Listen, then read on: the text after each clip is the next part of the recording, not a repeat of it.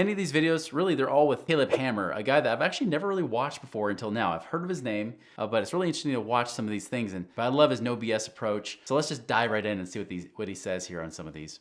I don't think that it's worth living to just pay a credit card. I should be able to do a little stuff here and there. Do you think I should be able to have my cake and eat it too, right? the only reason you're living is to pay off the credit card? I want you to attack it now. So by the time you're 35, you never have to pay a credit card again. So you f***ing around for a month because, ooh, it's my birthday month. Woo!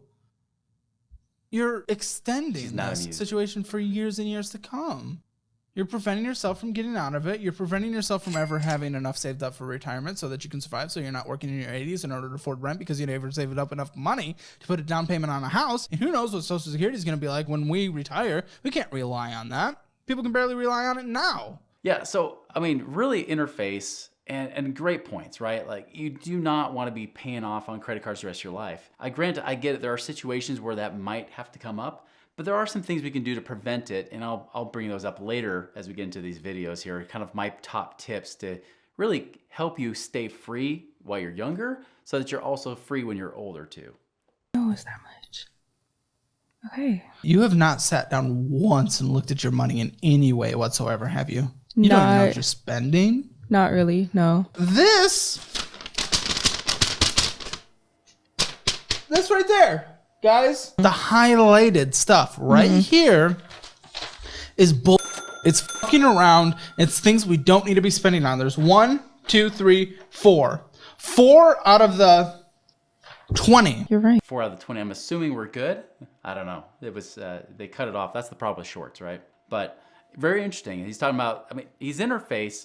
It gets a little bit on the point of harassment, and maybe she just needs that to shake it up. I don't think everybody needs to be like slapped in the face with that kind of reality. Although on a rare occasion, I have done it from time to time. But I will say this, one thing that is common that he made a great point of is that she's not looking at the statement. She's not paying attention. And this is common if you have more spender type tendencies, is that you tend to ignore what you spend. You focus on what you make, what you earn, but you don't want to look at the expenses because that reality hurts, right? But the truth is all growth begins with honesty. It all begins with looking at reality, saying, this is where I am. What can I do to move forward? That's kind of a more positive way to look at this. But most people just turn a blind eye. They don't want to look at it, but still they never feel free. And this whole point of this show is to get you free. So I do like that he's addressing this in this way, even if he has to really shake her up a little bit. We've been married for 1.5 years. Oh, this is a lot of debt to be built up in just a year and a half. So True. I'm not the reason, just by the way. I know, that's why. To clarify that. So the reason is I had around 270K worth of investments. Then when I was laid off from my position, instead of selling all of my assets, because I was thinking about the tax implications, I started to... Never let the tax tail wag the dog. What I mean is, don't just do something because you're like, oh, I don't want to pay taxes on this, okay? That's one of the worst things that people do. The truth is, he's going to have to pay taxes on it down the road anyways. And if he's in a bad situation and he's got assets to use, sell those off. But let's just keep watching. I started to just use credit cards, thinking that, hey, a month from now I'll have a job. But by now, I had already sold off a lot of my positions. That's what I was curious about. So you sold on the way down? On the way down. So we went into credit card debt. So we went into credit card debt. Yeah. $31,449. But what is just as disgusting, if not more, minimum monthly payment of $1,060.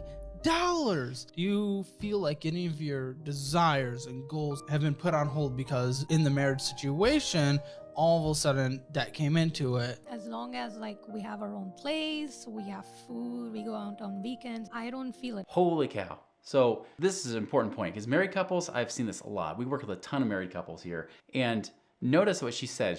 She's the person that we can see right here. Just from the short clip, we can already tell she's the person that is letting him handle the finances.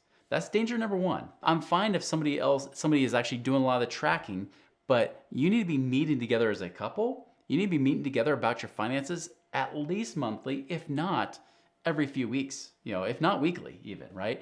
Meet about your money, watching their money together, right? Even if one person's doing most of the nitty-gritty numbers work and tracking, you need to be doing it together.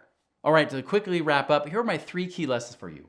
1, this is the thing that's gonna help any of these people in this situation, is track your money. Track your money all the time. Know how much you're making and how much you're spending, and figure out how to get that spending under control so that you're essentially earning more than what you pay out, right? That you're spending less than you earn. I know it's easier said than done, especially with inflation and everything else, but you can actually make this work. It might also require you to increase income. So a bonus tip for you, maybe ask for a pay increase, not from a place of scarcity, not from a place of entitlement because I deserve a raise, but ask your employer, what can I do to create value for you that would merit me a raise, that would earn a raise or a promotion?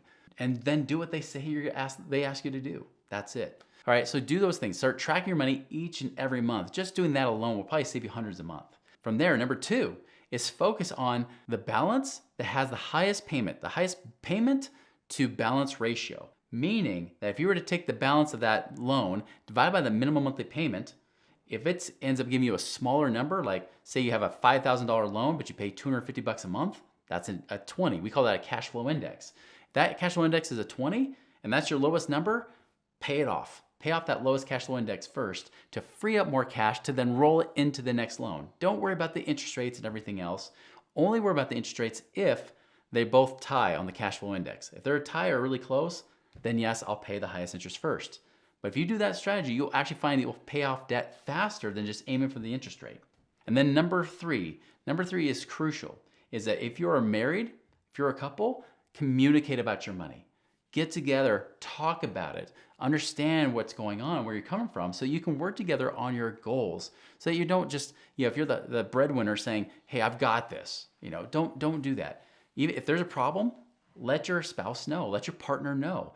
That's how you work together. This is why marriages break up, is because people hide it. They get ashamed and they hide it, and it becomes almost like financial infidelity. So instead, be sure to share your finances. So track your money is number 1. Number 2 is find ways to pay off that highest or that lowest cash flow index debt. And then 3, if you're married or you're in a partnership, talk together, communicate, and you'll find out you'll get out of the situation much, much better.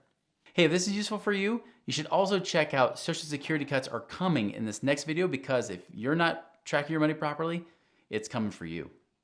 If you're already in debt, you probably think taking on more debt would be a bad thing. But in some cases, it actually might work to your advantage. Check out this video below about what we actually can do there to make it work in your situation.